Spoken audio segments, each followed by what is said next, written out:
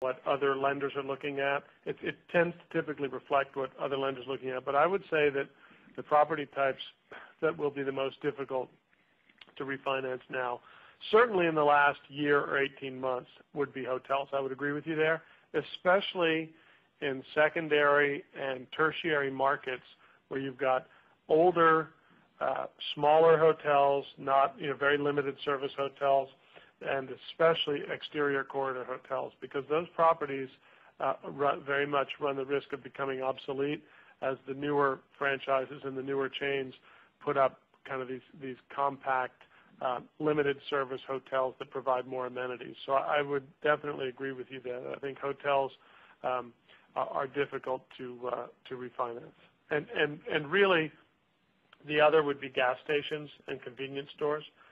Gas stations and convenience stores, you need to be very careful as a borrower when applying for a loan for that to really have very good, clean documentation and to really show that you know what you're doing. And obviously, there are environmental hazards there with those properties that make people nervous.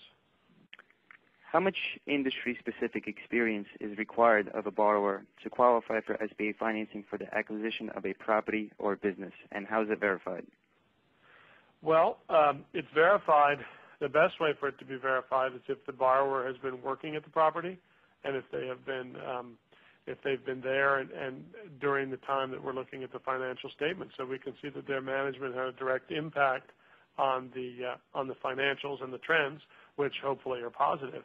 But there's no hard and fast rule on how much management experience is required. As I said, sometimes if it's a startup, there may be management experience in the field, but no specific management experience with the actual startup that's being done. Imagine a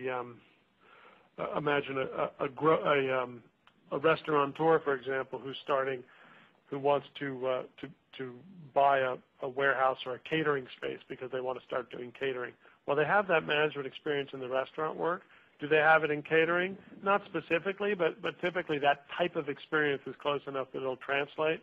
We like to see several years, a minimum of 3 years of experience, 3 to 5 years of experience. But it's like all these other factors. The experience, it depends on the specific nature of the business. If it's very management intensive, if it's a business that's very specialized, or if it's a business that a person has a broad background in management that they could apply toward the business. So it really, again, it's dependent on the lender, and it's dependent on the size of the deal, on the complexity of the business at hand. But I would say kind of a rule of thumb would be that you want to see from the primary borrower, you want to see a good sort of a 3 to 5 years of business experience. Or the other thing I tell borrowers is, if you don't have a lot of experience and you partner with someone, a manager, an on-site manager, someone like that, who has experience and skin in the game, then you can often get beyond that. And in fact, back to your earlier question about do you have to be geographically near the operation, that would be an example where if someone wasn't near the operation but they had a manager who had an ownership stake in the business, that would be a way to get around that issue.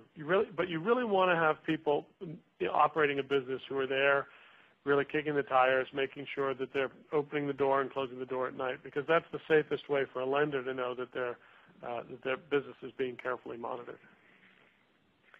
2 more questions, George. Sure. Can you give us an example of a recent SBA loan funded by CapitalSource which takes advantage of post-legislation parameters?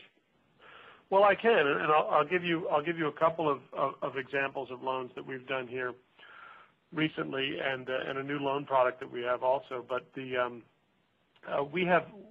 Remember, I said when we started talking that the SBA 7A cap was $2 million, and now that that's gone up to $5 million, we've been able to service a number of clients, a lot of veterinarians, a lot of physicians, who are either building new facilities or who are refinancing their facilities or actually buying the facility that they've been leasing or operating on. And a lot of those transactions are higher than $2 million. A lot of them are in the $3 to $3.5 million range. And so we've been able to do a number of those transactions that could not have been done with an SBA loan previously. That's a really nice benefit to us and to the borrower. The other the other change that we have recently introduced is that we have typically done only real estate secured loans, which means that all of our borrowers were owner occupied and owned the real estate that they were operating their business in. We have made a change to that, which is that we've introduced a medical professional product where for veterinarians, for MDs, we will actually provide practice acquisition, which is to say the acquisition of the medical practice without the underlying real estate. And that's been a very neat program. We have a sister group here at CapitalSource that does a lot of this professional practice financing. And so we've now introduced it with an SBA product. So we could, if a veterinarian was buying a practice for $3 million or $2.5 million, we could do that even if they were not buying the real estate, which is a nice new product. And just generally, can you give us an example of a relatively complex loan that was funded by CapitalSource? Yeah, I can give you. Let me think of a specific example that might be interesting. We have a lot of times when we do a loan. Well, let's take a look at this. Was logistically complicated, but one of the things that we pride ourselves on here at CapitalSource is my team is really good at figuring out some of these complicated deals. This one actually involved this family partnership that we're building a new facility, and in the middle of the financing, we had to one of the partners had to go back to Pakistan because of some illness in the family, and there was a deadline on getting the transaction closed, so we had to go through the American embassy there in Pakistan in order to get the documents signed and notarized and then sent back here for us. That was a more logistically difficult than technically difficult from a lending perspective. But I think the more difficult transactions we have are the ones that have a number of different affiliates.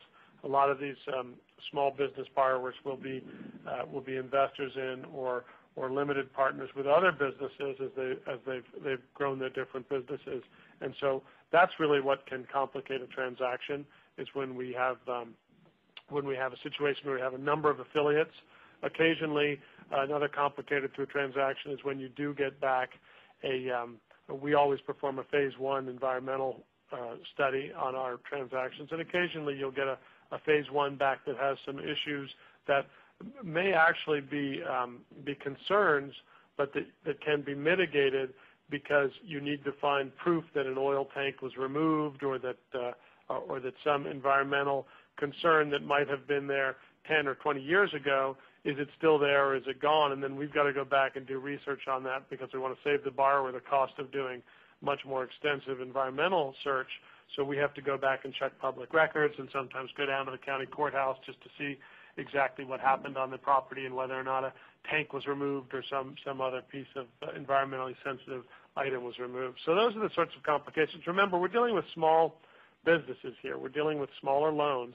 And when you're dealing with loans and you're dealing with real estate and you're dealing with buyers and sellers, there are any number of different moving parts that all have to come into alignment in order for the deal to close, whether it's buying up a property and having to deal with sometimes there are other tenants of the property and you need to deal with that. And so they're not so much complex in that they're insurmountable. They're just a number of different logistics that go into one of these loans. So we're always scrambling to get everything done under the deadlines.